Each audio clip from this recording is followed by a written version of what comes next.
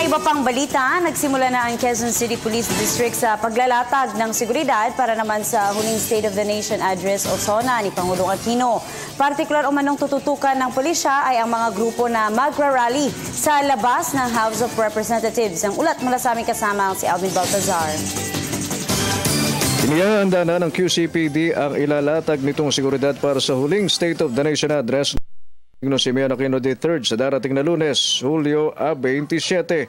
Ayon kay QCPD Director Chief Superintendent Joel Pagdilao, nakipag-usap na rin sila sa iba't ibang ahensya ng pamahalaan na may gagampan ng papel sa huling pag-ulat sa bayan ng Pangulong Aquino. Sinabi ni Pagdilao na kasalukuyang pinaplansya na nila ang area security, route security, crowd control at traffic management na kanilang ipatutupad sa araw ng SONA. Marami na po tayong ginawa na pulong kasama po ibang ahensya ng gobyerno katulad ng MMDA, DPWH, Red Cross sa private side, mga ibang NGOs at sa NCRP.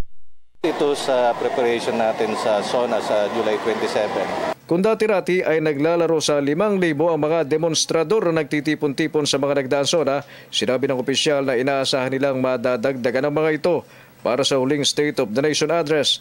Pero pagtiyak ng QCPD, handa ang kanilang crowd control. Sa historical record natin last year, almost 5,000 sila. So maybe this time mag-increase ng 6,000 or 7,000. Bukas ay makikipagpulong na rin sila sa iba't ibang cause-oriented groups para mailatag ang do's and don'ts sa panahon ng kanilang mga gagawing demonstrasyon.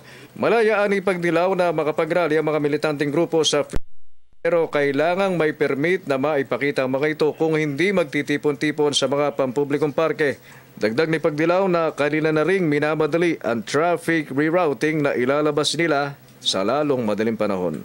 Para within this week may palabas natin yung traffic advisory para sa publiko. Para sa Telebisyon ng Bayan, Alvin Baltazar.